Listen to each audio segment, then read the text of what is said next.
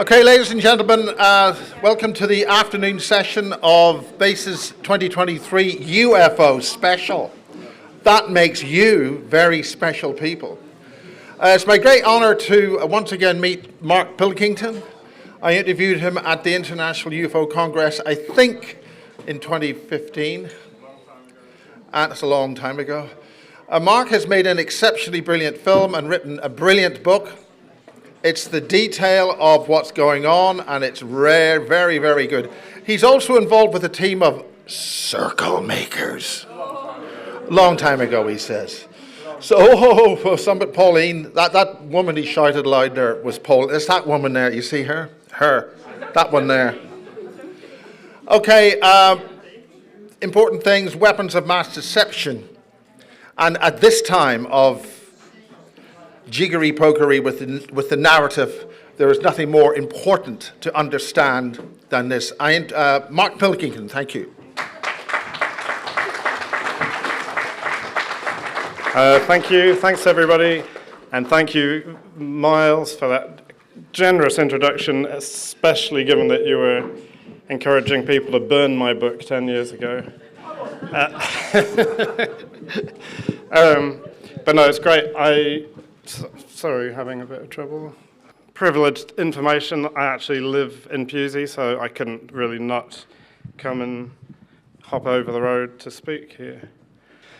Yes, so as Miles said, 13 years ago now, incredibly, when my hair was black, I wrote a book called Mirage Men, and myself and 3 friends then made an accompanying documentary, which some of you may have seen. And at that time, I'd spent, pushing 20 years or more quite deeply engrossed and immersed in the subject we're here to talk about. And as I'm sure many of you have discovered, it is a deeply immersive and engrossing subject, and one that's very easy to lose yourself in. I wouldn't say it went that far, but I did end up writing a book, so that requires some loss of time and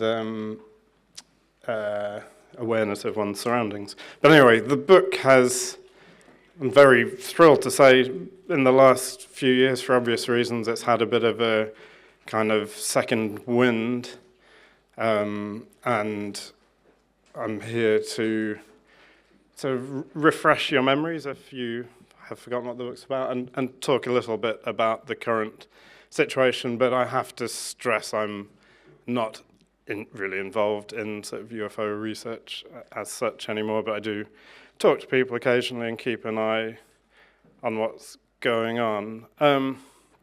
So I think the first thing I would ask us all is why are we talking about UFOs when there are so many incredibly important things going on in the world around us? We're about to reach 1.5 degrees climate, a permanent rise in the ocean's temperatures, which is essentially catastrophic. We've got wars happening everywhere we look, and yet, as if by magic, for the past 5 years now, UFOs have been a really hot topic of conversation, and this sort of thing is why. This, I would say, is a fairly classic UFO photograph taken last year over Kiev. In the early days of the current war, the assault on Ukraine's sovereignty by Russia, and this image created a bit of a stir and was thought to be photographs of Russian paratroopers leaping into Kiev as at the start of the early days of the invasion. What does it remind anyone of?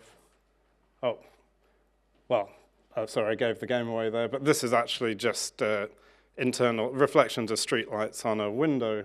But it really immediately reminded me of this famous photograph from 1952 of supposedly the sort of infamous invasion of Washington, D.C. by multiple UFOs that were also tracked on radar, and that's one of the stories I talk about at some length in Mirage Men. It's a very, very interesting story, but the point I'm making is that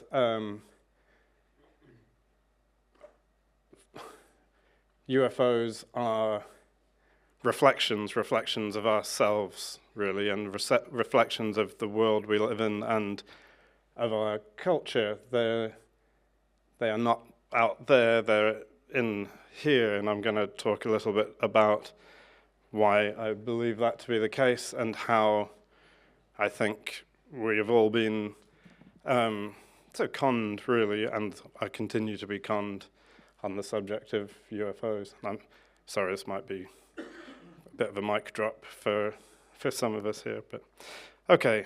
So I'm going to start with a account from Afghanistan in 2010. This was actually reported in the independent newspaper at the time. The drones are not material creatures. Actually, they are spiritual beings. They don't need earthly runways for taking off, and they live in outer space, beyond the international boundaries of Afghanistan and Pakistan. And when they feel hungry, they swoop down and kill innocent Afghani women and children.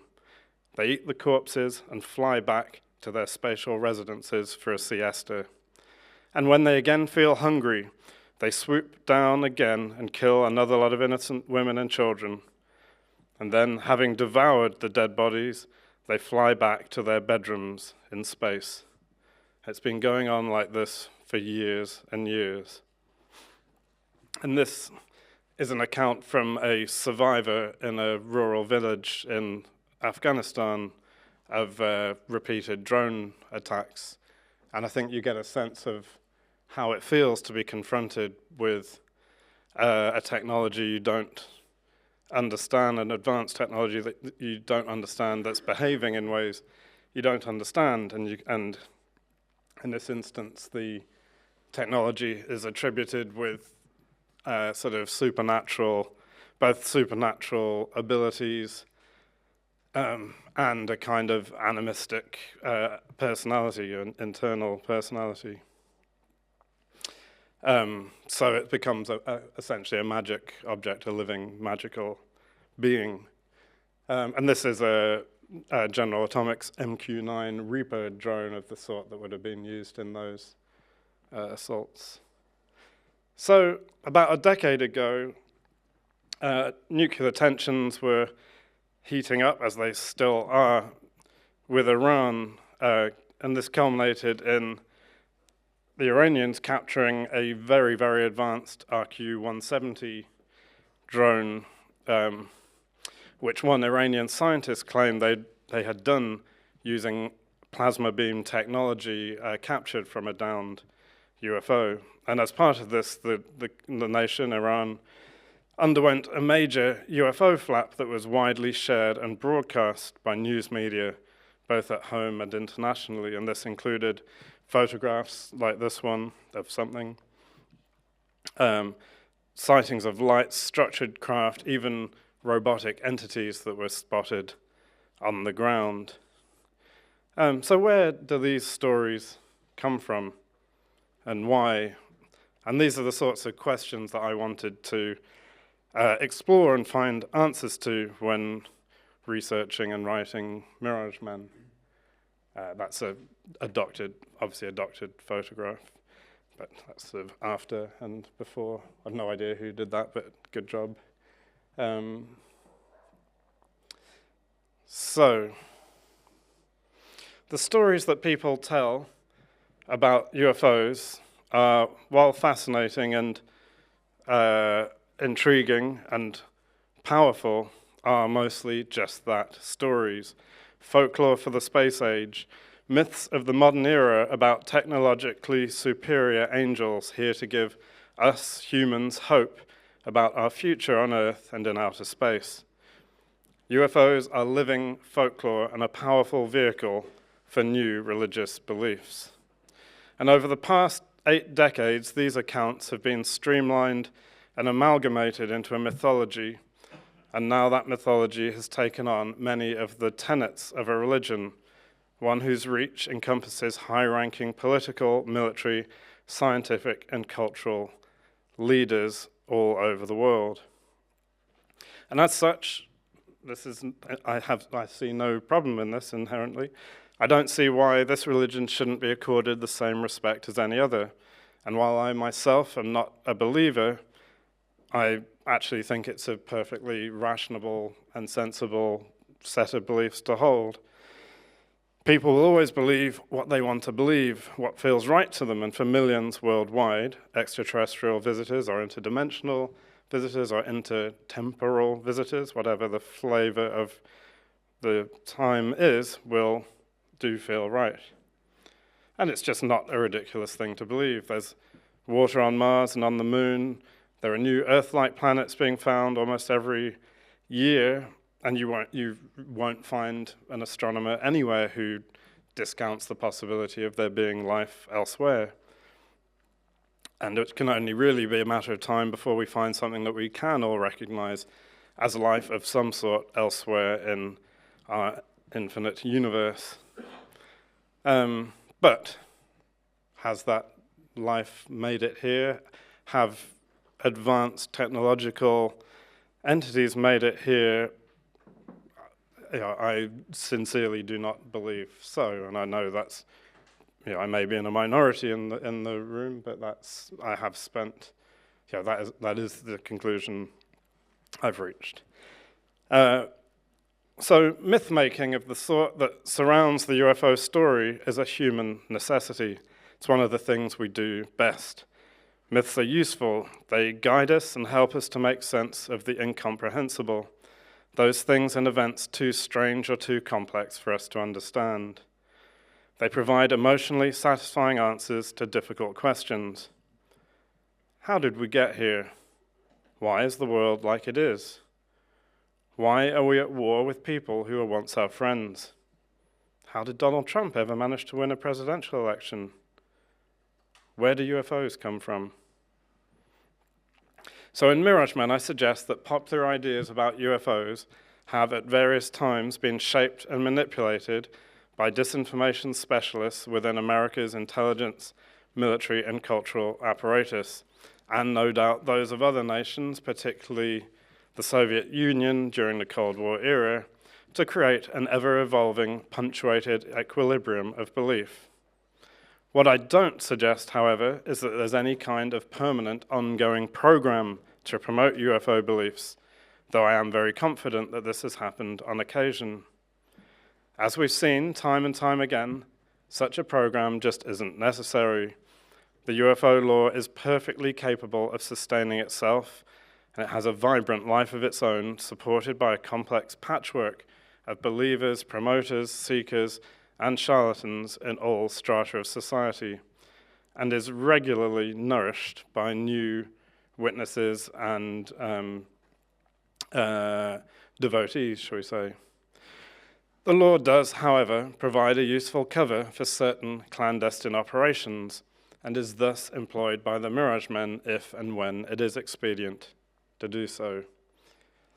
So this is our former Prime Minister Anthony Eden, who was at one point the British Foreign Secretary at the time we're talking about. So people have been seeing lights and objects in the sky since we first learned to look up, and talking about them, and when possible, writing about them.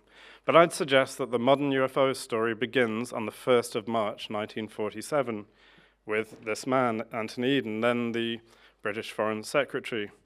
And speaking at a post-war gathering of the United Nations, he said, "Sometimes I think the people of this distracted planet will never really get together until they find someone on Mars to get mad against." And this was a sentiment reused by American President Ronald Reagan at the height of the Cold War in 1987, also speaking at the United Nations. I'm not doing accents, sorry. I occasionally think how quickly our differences worldwide would vanish if we were facing an alien threat from outside of this world. And yet I ask, is not an alien force already among us? And I think the alien force he's referring to were the dreaded communists rather than extraterrestrials. So, as a start, let's look at one early operation that I believe was a deliberate Mirage Men sort of deception operation that still echoes within the mainstream and UFO media today. In March 1950, 3 years into the UFO era at the University of Colorado in Denver, 90 science students were asked to attend a presentation about flying saucers by an anonymous lecturer. Word quickly spread around the campus, and on the day of the talk, the 8th of March, the hall, much like this one, was filled to capacity. And in the 50-minute presentation, the mysterious expert announced that not only were the flying saucers real, but that 4 of them had landed, not crashed, on Earth, and 3 of them had been captured by the US Air Force. The lecturer described the saucers in some detail. They were quite dissimilar to anything we have designed. There was not a rivet, nor a bolt, nor a screw on any of the ships. Their outer construction was of a light metal, much resembling aluminium, but so hard that no application of heat could break it down. The discs had revolving rings of metal, and in the center of these were the cabins. I'm sorry, it's a picture of Kenneth Arnold, but it's a good picture. And for those of you who aren't familiar, this is his first drawing of what the flying discs that he saw looked like. And cleverly, I don't have a picture of it, but that's uncannily like the Navy's then highly advanced flying flapjack aeroplanes, which I'd encourage you to have a look at. Obviously, we can't prove that that's what he saw, but certainly his description matches that, and I think might have been one of the reasons that Arnold was later targeted by the FBI and the Atomic Energy Commission, but that's another story told in Mirage Men. Oops, hang on, what we got there? Oh yes, and this is obviously where Arnold first started to reveal his stories, but Kenneth Arnold sort of was the first UFO celebrity in 1947. So, coming back to the crashed discs. This is a photograph previously classified from the scene in Aztec, New Mexico. So, rather than a normal university lecture, this presentation at the University of Colorado felt more like a market research exercise. Afterwards, attendees were asked whether they believed what the presenter had told them. 60% said that they did. Some of them then found themselves being questioned by Air Force intelligence officers, or at least people who presented themselves as Air Force intelligence officers.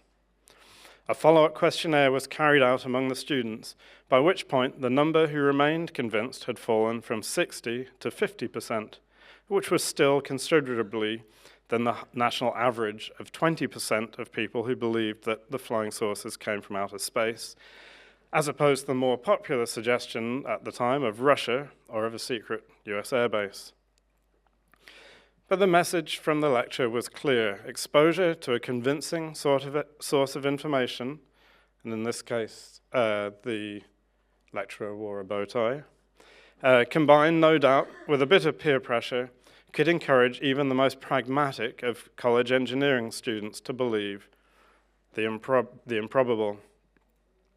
And this is just to show that the stories he was telling were actually reported internally within the FBI, and these FBI documents have shown up more recently and been presented very disingenuously or at least mistakenly, as evidence of that these UFO crashes were real. But and this was from 3 or 4 years ago, I think, in the Daily Mail. Anyway, the mysterious lecturer was later unmasked as this man, a local salesman, Silas Mason Newton, proprietor of the Newton Oil Company, who had fallen in with a known fraudster, perhaps unwittingly, perhaps not. And their story made the national newspapers and an FBI report, the one we saw earlier, and then formed the basis of the first hugely successful UFO book, this that you can see here, Behind the Flying Saucers by Variety magazine gossip columnist Frank Scully, all of which only helped to perpetuate the nascent myth that flying saucers came from beyond our Earth and that the US government knew all about it, a myth that remains just as potent today. About a month later, in April 1950, the RAND Corporation, the Internal Research and Development arm of the US Air Force, published this, a top-secret research paper entitled The Exploitation of Superstitions for Purposes of Psychological Warfare. And the paper noted that superstitions flourish in an atmosphere of tension and insecurity, much like the Cold War paranoia consuming America at the time, and indeed the sort of global sense of anxiety and paranoia that consumes us now. It asked, what types of superstitious appeals will be best adapted to the various audiences to be propagandized? And by way of an answer, it suggested that a study of local superstitions, as reflected in popular folklore, might be profitable in providing answers to these questions. So, had the students at Denver University just a month earlier taken part in a propaganda experiment conducted by RAND and the US Air Force? The RAND document outlines a number of successful deception operations and gambits.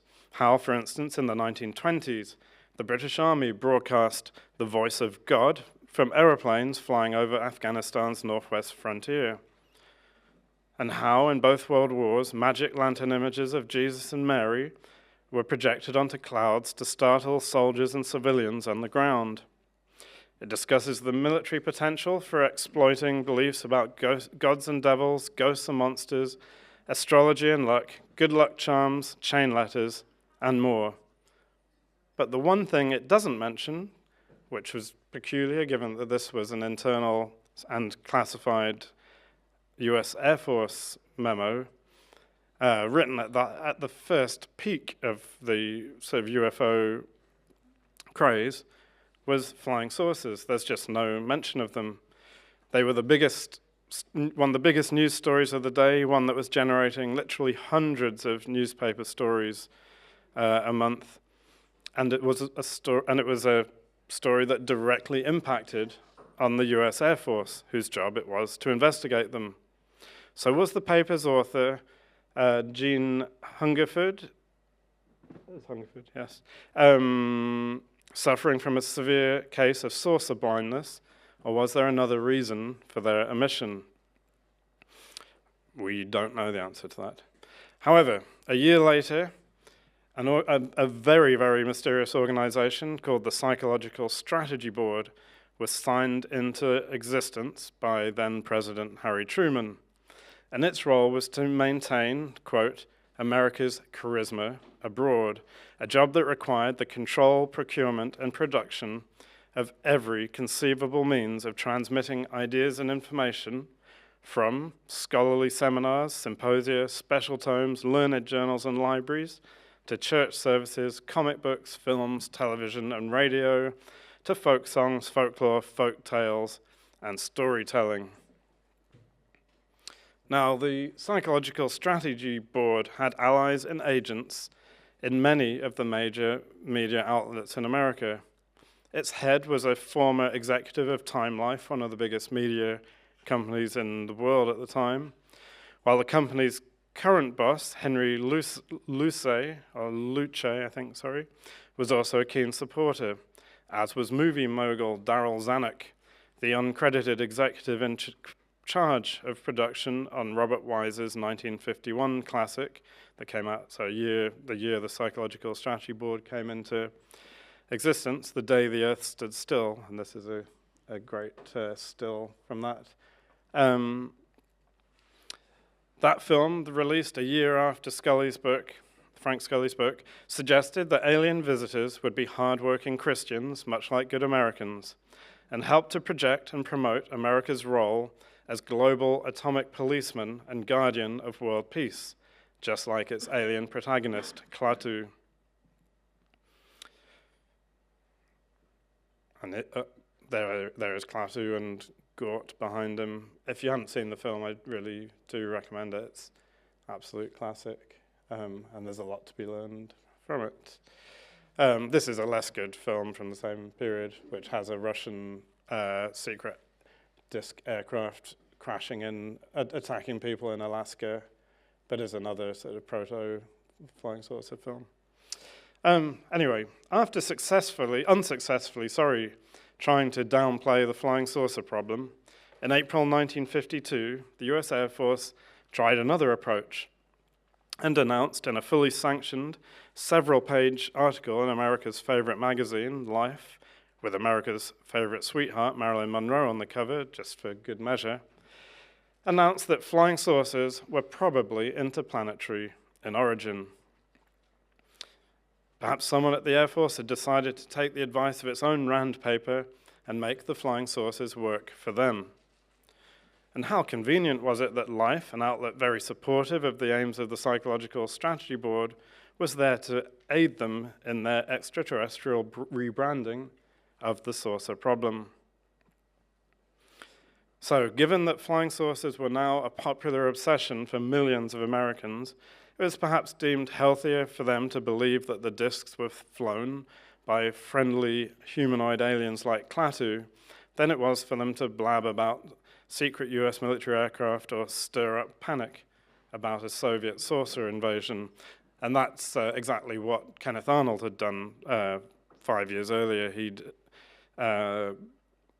initially talked about the disc that he saw being a top-secret atomic-powered aircraft from America before he started talking about extraterrestrials, and that got him in a lot of trouble.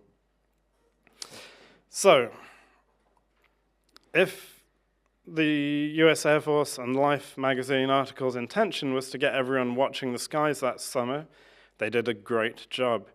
The US media was absolutely flooded with UFO reports, and over 2 nights in July, in scenes eerily reminiscent of the day the Earth stood still, Washington, D.C.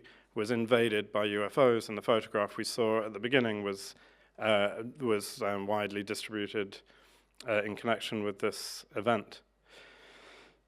But these sources were only clearly visible on civilian and military radar screens, and seemed so adept at evading military jet interceptors that one of the radar operators was convinced that the UFOs were eavesdropping on their conversations.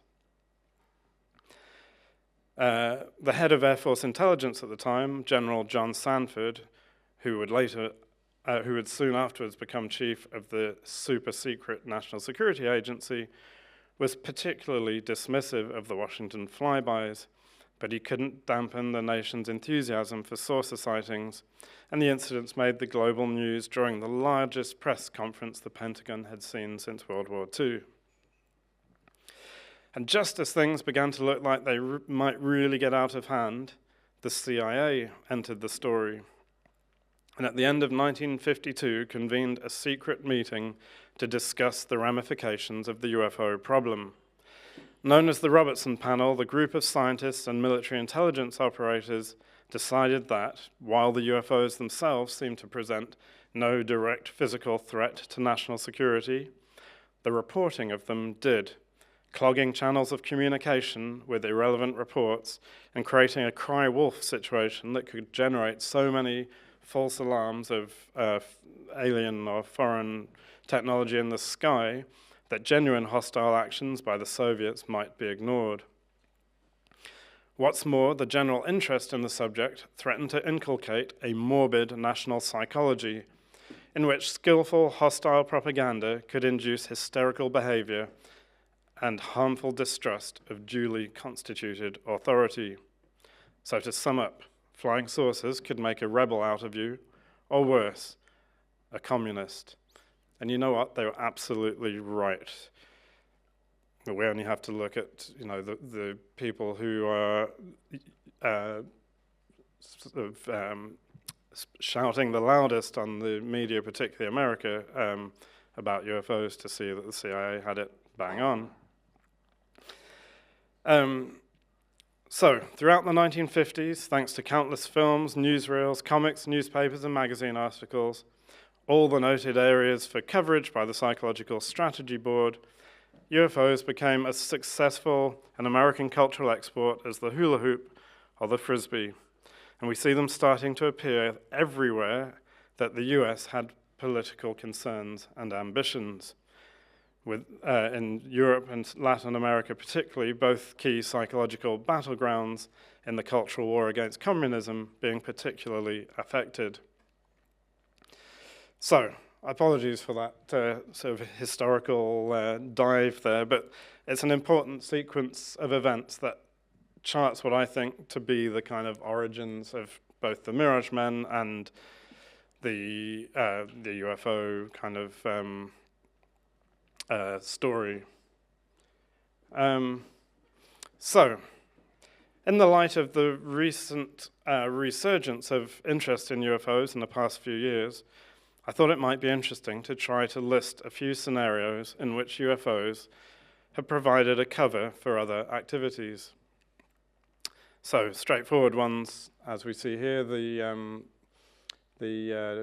Dragon Lady, or the Black Widow, the U-2 still in service, which was initially a lovely kind of metal chrome color, but was seen to reflect sunlight at certain times of the evening and would be spotted on the ground and be reported as a UFO. So after sending people around to interview the UFO witnesses, the CIA learnt to paint the aircraft black so it didn't reflect sunlight.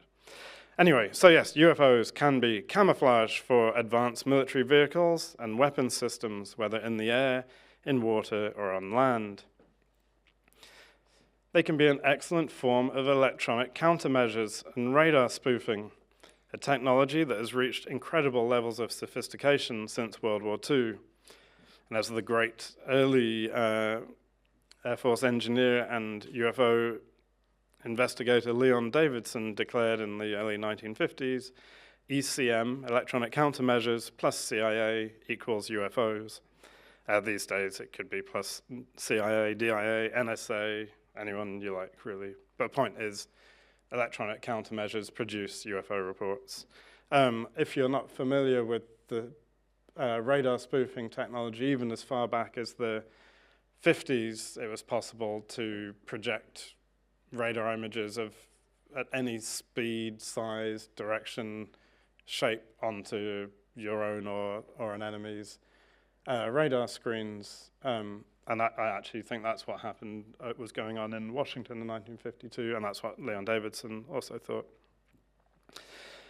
So, UFOs can be a means for flooding intelligence or military communications networks with misinformation or data chaff. It's going on as we speak. UFOs can be a handy gaffer tape for diverting attention from errors by pilots, radar operators, or other servicemen that might otherwise prove embarrassing to their services or potentially expose vulnerabilities to prying enemy eyes, also going on as we speak. They can be covers for missile or rocket launches or descents. They can be hides for crashed or otherwise out-of-place sensitive technologies, whether friendly or enemy. They can be a purgative for flushing out or a bait for luring spies, defectors, or other bad actors within political or military networks. That's certainly happened. They can be a means for extracting sensitive information on advanced technology platforms from civilian witnesses without them even being aware of it. Also certainly happened. They can be an information weapon for flooding and disrupting media and communications channels, as the CIA suggested back in 1952. They can be a means of encoding or encrypting sensitive information, which certainly has happened. They can be tools for spreading disinformation and misinformation via the media, happening as we speak. They can be a means for spreading fear and controlling a population, happening as we speak. They can be a recruitment tool for the military and intelligence services. I think that's also going on right now. They can be drivers for domestic or international insurgency or terrorism on the extreme left and right, has certainly happened. As tools for the personal manipulation of others, their bodies and their beliefs, absolutely going on. As a means to undermine, discredit, or disenfranchise political opponents. As a cover for civilian or military criminal operations, such as smuggling, fraud, financial or data theft, etc., going on literally as we speak. And they can be force multipliers for personal grift and gain in what I think of as the military entertainment industry, also happening as we speak. However, they also sometimes really are just UFOs. This is just a nice chart showing the multitude of early drone technology, and one of the things, this is a UFO chart, of course. One of the things I talk about in the book is the very early history of drone technology and how advanced unmanned remote-controlled aircraft were, even going back to the 60s, and it's really quite eye-opening what they were doing and what they were capable of in Vietnam and elsewhere. In any case, how should we be thinking about UFOs? Oh, sorry, there's another great early drone. I forget offhand what that one's called. That's an early 60s model. I've come to think of UFOs as windows, or scanners, if you like, working simultaneously across all the domains of human experience: imaginal, political, military, scientific, cultural, technological, perceptual, and spiritual. On a pragmatic level, they have, especially recently, provided us with fleeting glimpses into the inner workings of the military-industrial entertainment complex, its practices, its technologies, its structures. And recent developments in the US particularly have provided clues as to how the wheels of funding and political money work and flow. They show us how lobbyists and businessmen, dreamers and grifters working on the edges of the military and entertainment industries, driven by an apparent spiritual zeal in some cases, can persuade, inspire, and harness political power to gain influence in the media, one stratum at a time, and so strengthen and amplify their own financial and political hands, all in the name of truth and transparency on the subject. Sorry, I realize I missed a few slides here. These are all kind of sort of things that were being, I think, were being covered or exploited with UFO stories. This one's interesting to talk about in Mirage Men. These are genuine silent helicopters from Vietnam, which were only kind of made public about a decade ago. So this, those of you familiar with the conspiracy law, silent black helicopters were a kind of key component of conspiracy stories going back to the 70s and 80s, and turns out they were real and were used by the CIA in Vietnam and then sort of disappeared afterwards. This is the Hughes penetrator. Anyway, but that was a really interesting thing I discovered in my research. SR-71, stealth bomber, one of the recent drones, forget which, Mr. Adamski, good cartoon. This is a story going into some detail in Mirage Men about an Air Force Officer of Special Investigations deception operation that included one of the world's most respected UFO researchers at the time, William Moore in the top right, an Air Force Officer of Special Investigations officer, contact officer, Richard Doty, bottom left, and a very smart and unfortunately very deluded engineer and businessman, Paul Benowitz, who was the target of the operation and was driven to, well, past the brink of insanity and into a mental institution as a result of the Air Force's operation. That's all talked about in the book. Sorry, I've just catching up with myself here. So, on an individual scale, UFOs can be windows into our personal imaginal worlds, revealing how we as individual minds are woven into the wider cultural, spiritual, and technological zeitgeist. You might say that UFO accounts are the fragments of dreams recalled by the collective unconscious, and in fact, that's pretty much what the great Swiss psychologist Carl Jung said also in the 50s. Most people had worked this out in the 1950s. On a more spiritual level, they can be hyper-condensed concentrations of magic and power, omens, augurs, catalytic concatenations of the spiritual, technological, and political moment in which they appear. And taking this further into a mystical dimension, they are windows into the state of a civilization or of a species, and as a planet in the wider cosmic neighborhood, perhaps even within the weft and weave of reality itself. And if all this latent energy that UFOs contain can be harnessed and can be an extremely powerful tool or a weapon, and yes, that is pretty far out. But UFOs are also, in a positive way, a gateway drug for engaging with reality and useful critical thinking. While potent, magical, and imaginal objects, they can also have a powerful grounding effect, tethering us to our physical and social environment. Serious study of UFOs encourages us to think about, amongst other things, the hard sciences, physics, chemistry, biology, and their astronomical equivalents, astronomy and meteorology, the human sciences, anthropology, sociology, and psychology, abnormal or otherwise, political science and political history, military history, the history of technology, media and communications, history and theory, religious history and theory, even art history. Sorry, a few more pictures. This is an incredible image of a prototype stealth fighter in the late 70s being developed, and you can see what people might mistake for UFOs. This is another of my favorite images of a NASA satellite balloon that was absolutely enormous, sort of silver globe. You can see two people stood at the bottom of it there. This was just used for bouncing long-range communications around the planet before satellites, orbiting satellites became a thing.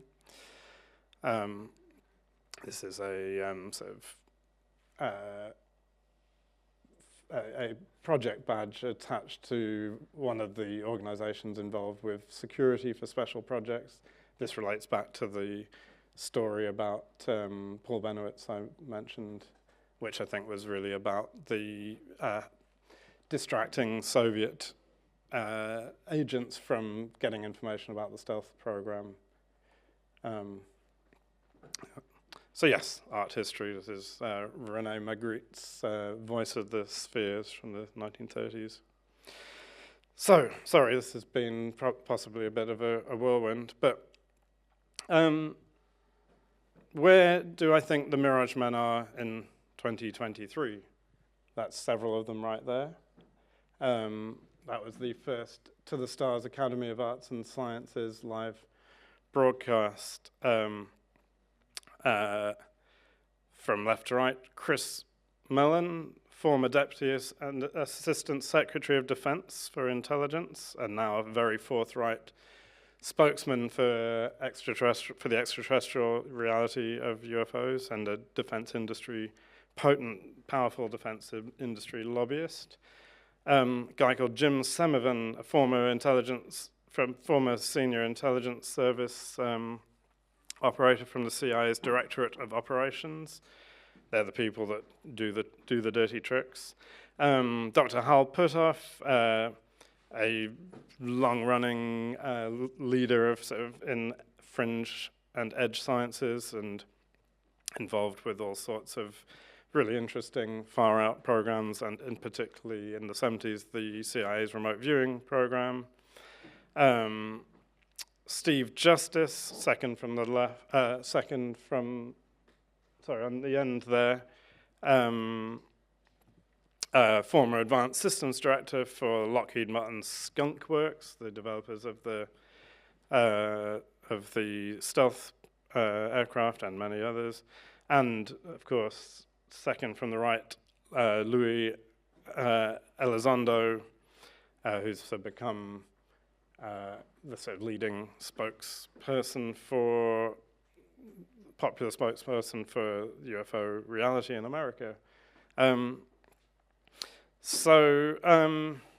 Anyway, that's Chris Mellon. That's a guy, John Podesta, very, very sort of well-connected sort of Washington player, former chiefs of staff for Barack Obama and Bill Clinton, who's a very sort of adamant believer in UFO reality. Robert Bigelow, a motel and aerospace entrepreneur, incredibly wealthy man who has been funding a lot of the sort of documentaries and books and news stories, or helping to oil the wheels of these things in the past few years to sort of promote his own ideas about extraterrestrial reality. Also currently funding one of the most dangerous men in America, Ron DeSantis, who's the main competitor for the Republican presidential nomination at the moment. And there we have three generations of military insiders who became very vocal advocates for the reality of extraterrestrial visitation. Donald Kehoe in the top left, Nick Pope, who some of you may remember, the MOD's Fox Mulder, bottom left, and aforementioned Lou Elizondo, who's the man of the moment. Anyone know who these guys are? On the left there, Jeremy Corbell, become another very vocal sort of media entertainment proponent of UFO reality, and maker of a documentary about Bob Lazar, which is a very long story, won't go into. On the right, George Knapp, a Las Vegas newsman, long-running promoter of UFO extraterrestrial reality. And in the middle, Richard Doty, who we saw as a much younger man earlier, who was working for the Air Force in the 1970s and 1980s, promoting disinformation about UFOs. So there he is with his new pals, so the two people doing their utmost to promote UFO stories in the American media and making a decent living out of it. So that's kind of it. I think this sort of sums up the American military, the Pentagon's attitude towards the subject. Just don't ask. None of your fucking business.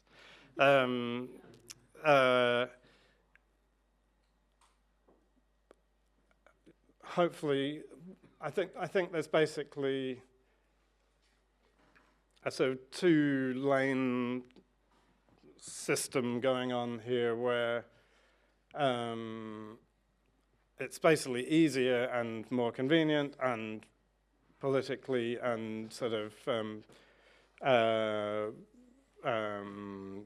what's the word, visually, so optically expedient to just accept all the demands and desires of the UFO lobby for the Pentagon. It's much easier and also probably true for them to say there are things, we can't explain this, every single unidentified object in our skies. We never have been able to, and there are always new new and exciting technologies that we or our allies or enemies are developing. So, it's absolutely true to say we can't identify everything, and we can't prove that none of these are extraterrestrial.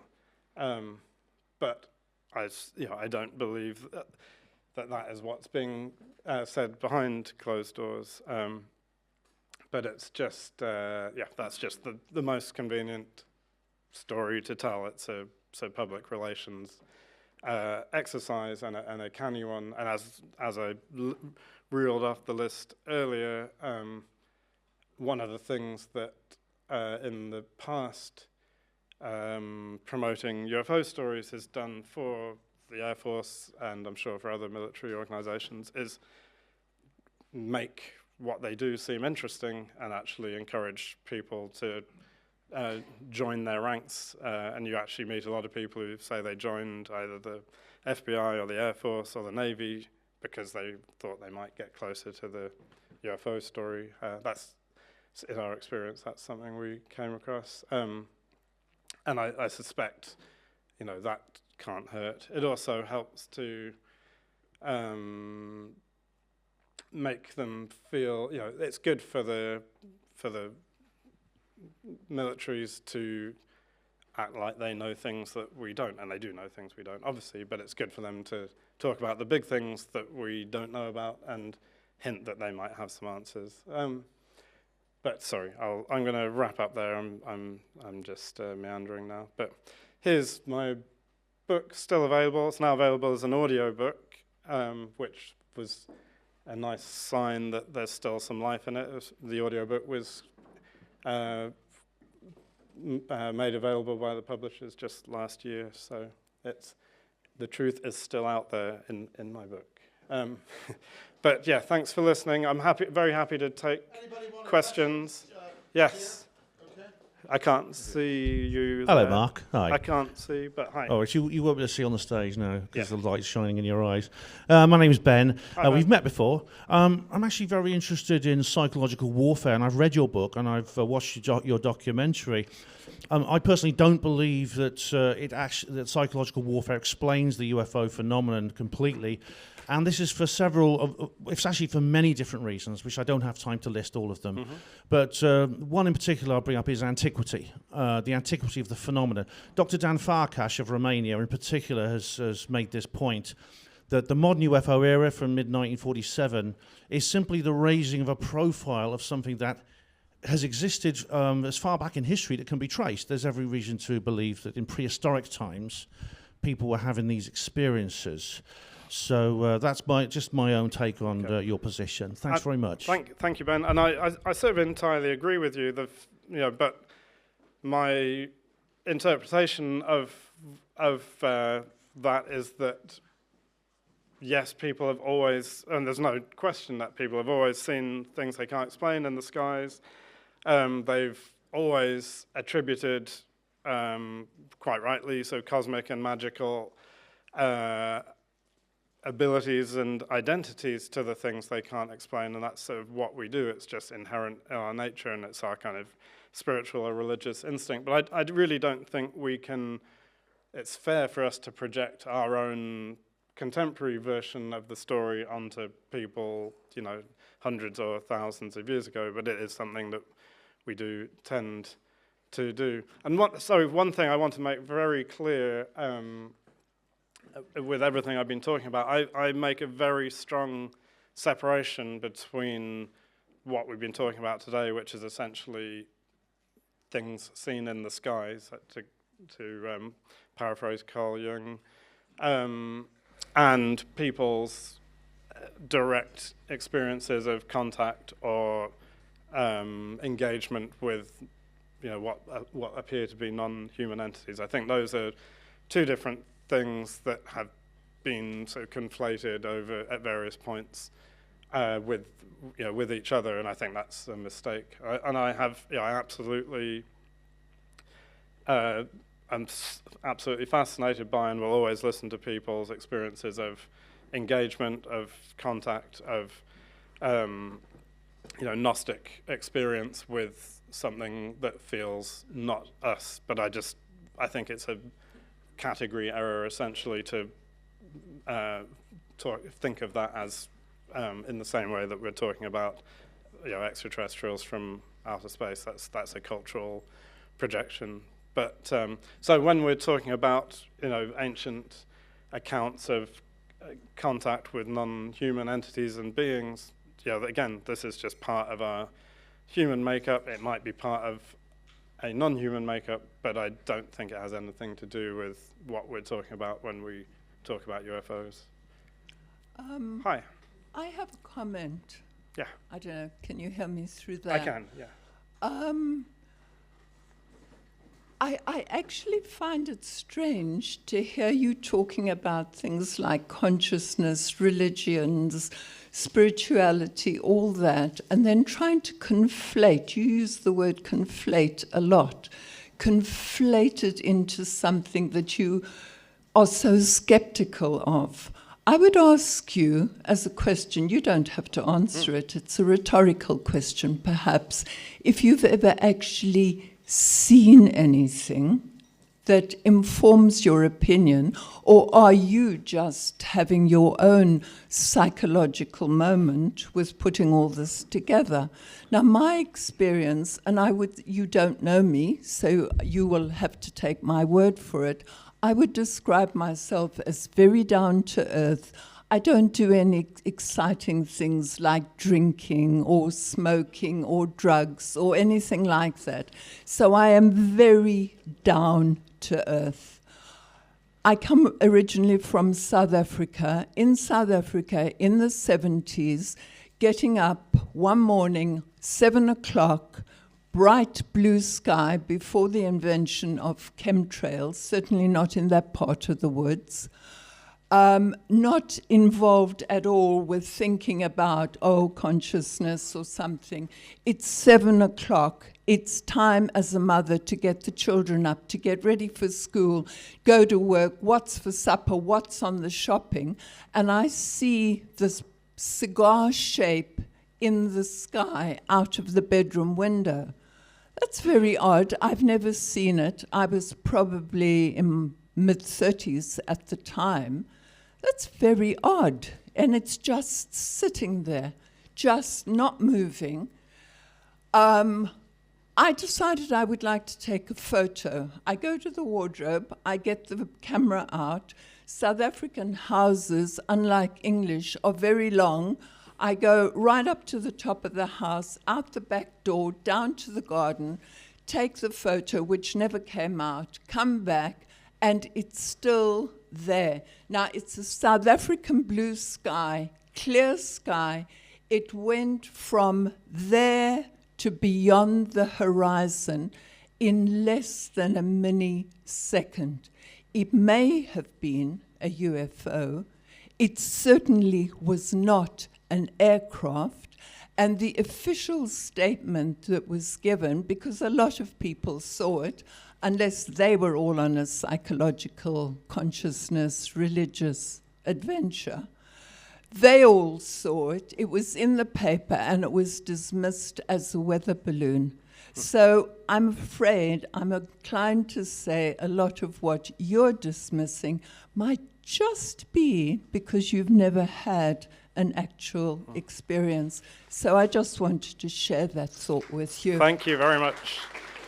Thanks so much for sharing your experience, and I'm very jealous of you. That's an absolutely classic UFO encounter. And I'm not, I really want to stress, I don't dismiss anybody's experience. I'm absolutely fascinated by people's encounters and stories like your own.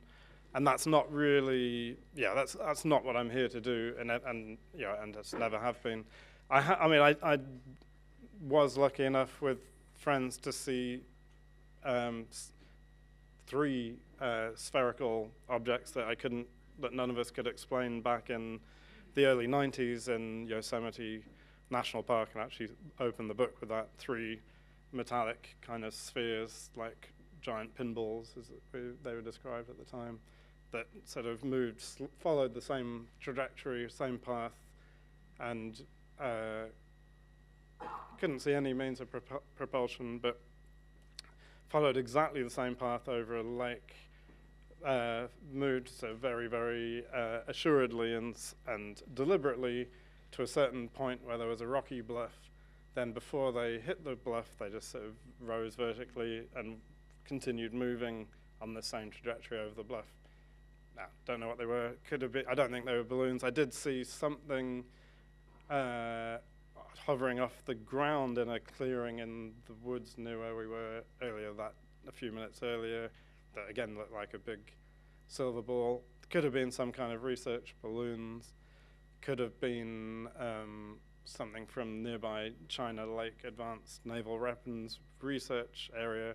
No idea. No reason to believe they were non-human, but I do have, spheres are a big part of the UFO culture, and again, talk about them in the book, and I was reading about them at the time. So, again, this demonstrates the way that the subject kind of seems to kind of interact and engage with your imagination, your perception, with the reality that you share with others. So it's a absolutely endlessly fascinating mystery. Yes, ma'am, down the front.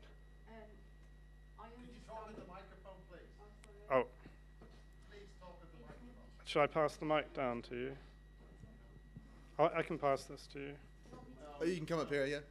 Oh, I see you come up to this microphone. Sorry. Nobody can hear you. Hi. Hello. I understand the psychology and the propaganda, and I can totally accept that. And I think we have to look at two sides to the story. We can't just take one and believe that's true.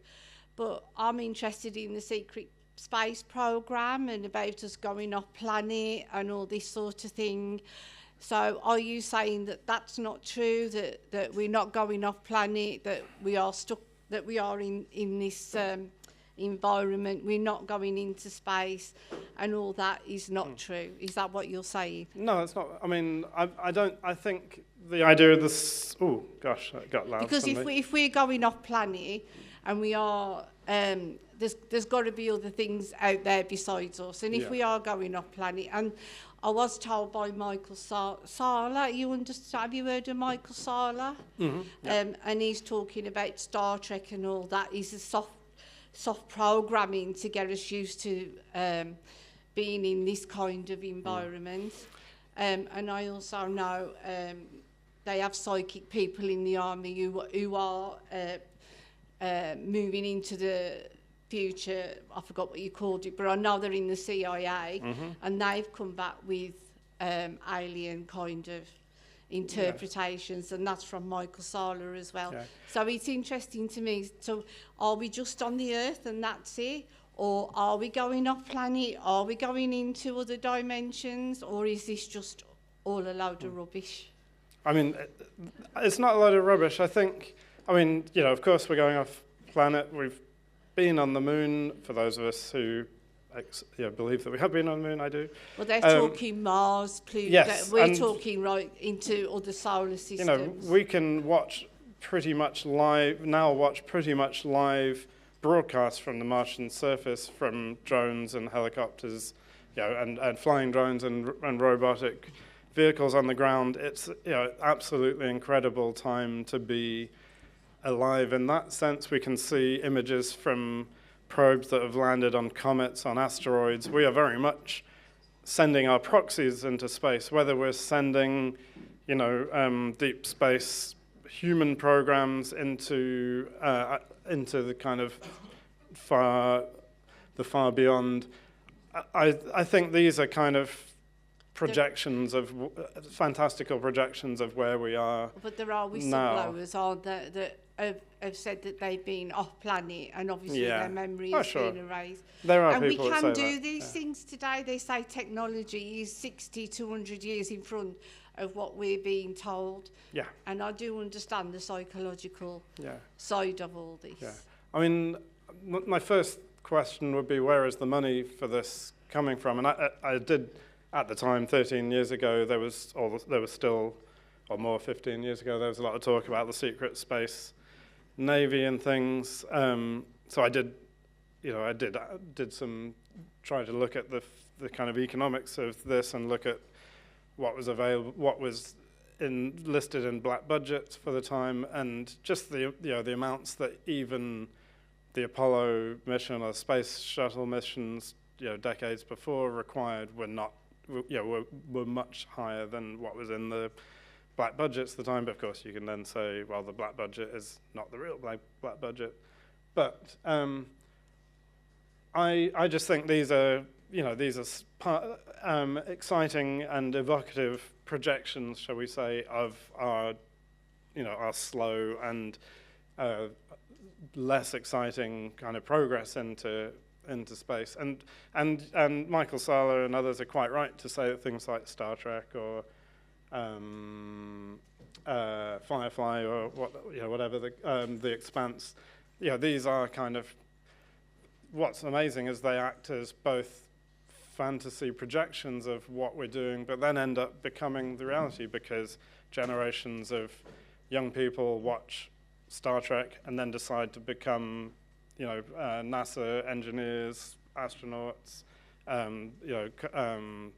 astronomers, cosmologists. So there is this sort of cyclical and very magical nature to the way these things work. Well, he's an intelligent man. He's a PhD. Oh, yeah. I mean, there's quite a lot of people out there who are intelligent men who have no aspect of UFOs, and obviously things happened in their life that brought them to the point that they're in now, which is something that's happened with me. Yeah. So it's something not to just put aside and think it's fantasy. No. Maybe it is a reality, and a reality that we need to find out about, because the truth has to come out. We're treated like children. We're not given the truth, and psychologically manipulated constantly by the press and media. So how can we believe that? Yeah, no, you're quite right, and there are, what I would say to that is there are a great many people much smarter than I am who genuinely believe or appear to believe that we have been visited by advanced extraterrestrials, and that the various clandestine organizations within the world's governments, mainly the US government, have had contact with them and made treaties and engagements with them. But I'd also say that there are people much smarter than myself that believe the Earth was made in 7 days, or that the Earth is flat, or that COVID vaccines have microchips in them that log you onto Microsoft, hardware systems, whatever it was. Smart people believe all sorts of different things, is all I'd say, and it's I think there's a lot to be said about the microchips and Microsoft and everything. I just wouldn't believe everything I'm told by the media. Yeah. If they tell me to do something, I would do the opposite. Okay. I'll leave that with you. Okay. Well, I'm not the media, so I'm a book publisher, but not that kind of media. Thank you. Thanks for your comment. Have we got time for one more? Is that okay? I can't see anybody. Okay, so great. Thanks for the talk, Mark. And, I can't see you. But I'm just here. I know, it's just very bright. I think what I'm really curious about is, I've got a lot of respect for anyone who believes in a certain direction and then changes their perspective.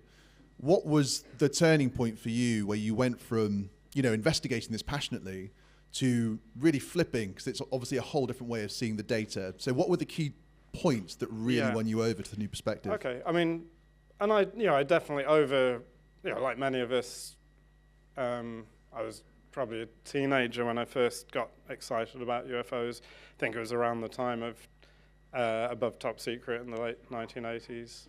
And for a long time, I was, hopeful and optimistic that, that the stories were true. But what I started to do was just systematically look at all of the main accounts, the main sort of threads of the UFO lore as it existed at the time. So, things like the Roswell story, MJ12, all of the historical accounts, And once you start looking at those and the research around them, you realize that they just come apart in your hands. There's really not a single solid solid object amongst them. They're all just kind of accumulations of hearsay and rumor and I think in some cases misinformation, disinformation that have just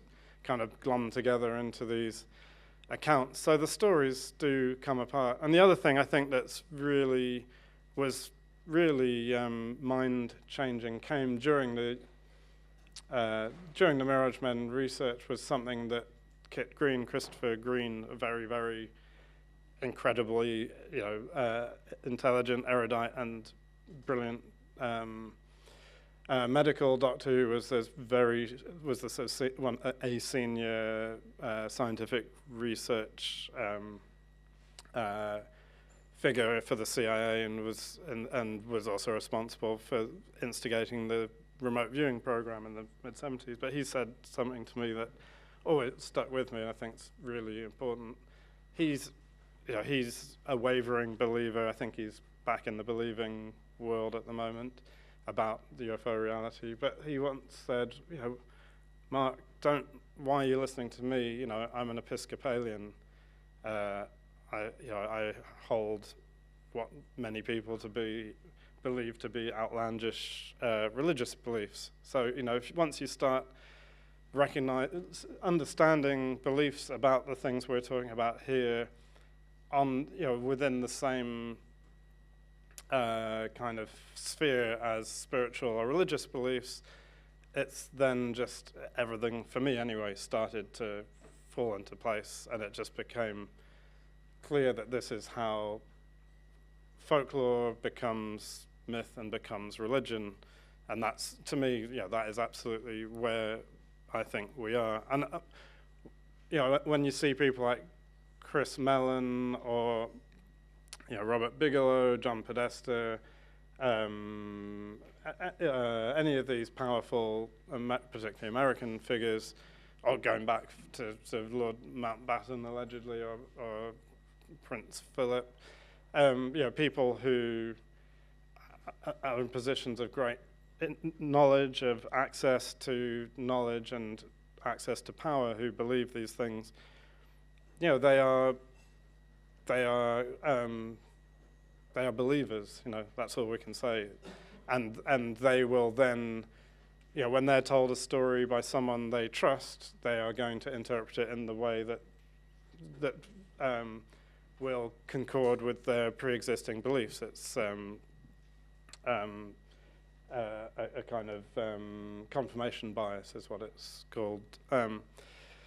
We will, and you can quite have, I'm very happy for you to accuse me of the same, but you will interpret the data you study, unless you're incredibly good at stripping things down to absolutely neutral level of engagement. You are going to interpret information in a way that fits with your predisposed beliefs. And I think another important thing when we're thinking about how all these stories really ultimately come out of military and defense circles ultimately, and we tend to believe them because they carry the weight of authority, the weight of insider knowledge of things in a world that's often highly compartmentalized and classified. The thing you have to remember, and people I spoke to told us repeatedly, is that the people, when you work in the military or in intelligence circles, you are often putting your life in the hands of the people around you, and you have to trust them, you have to believe them, and you are trained to do so. So if one of them then takes you aside one day, as often happens, said,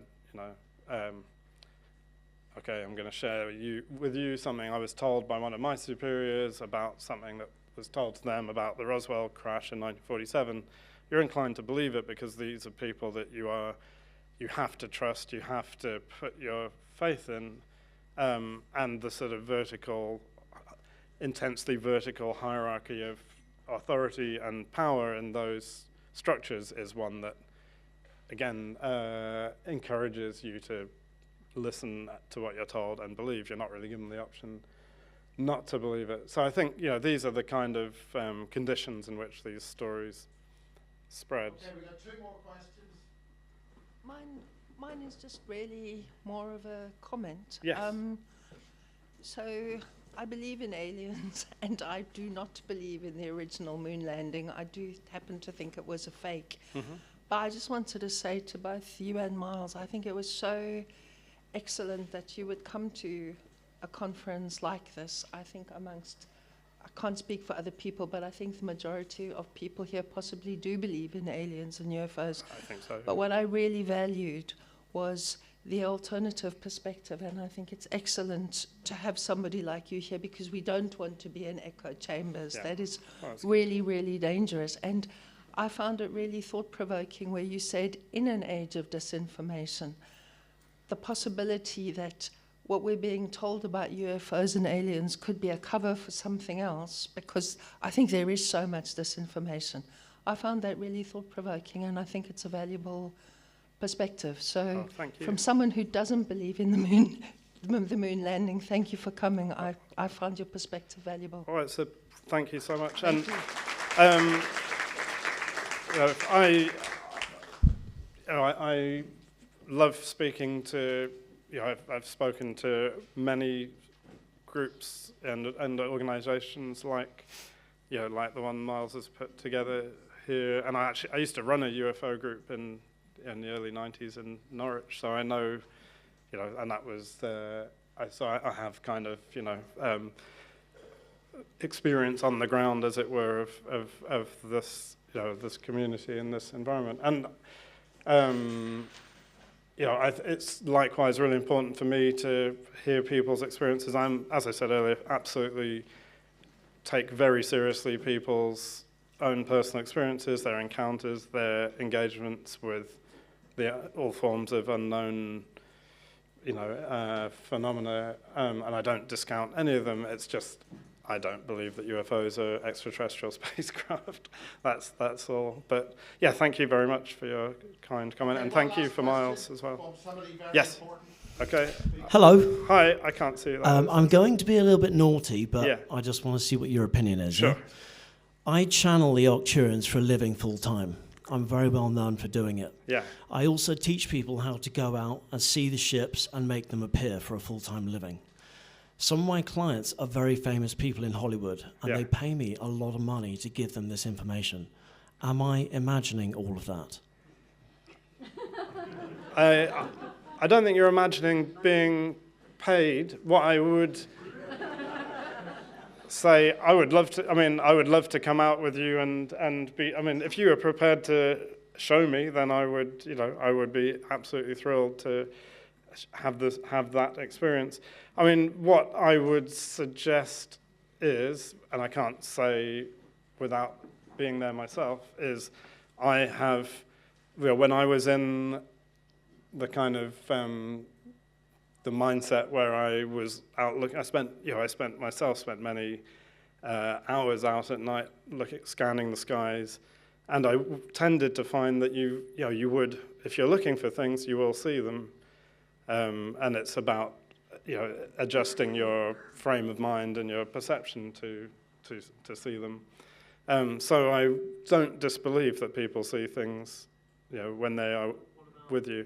When I'm channeling the Arcturians, when I'm actually channeling them, am I just making it up? No, there's a absolutely vast history of people channeling and communicating with non-human intelligences, or I think it's very interesting if you look at. Sorry, I'm just putting my hand up because it's so bright. I'm trying to look at you. When you look at the early history of the UFO subject, you look at early contactees like George Adamski and George Hunt Williamson, George Van Tassel, Daniel Fry. They were all essentially channelers.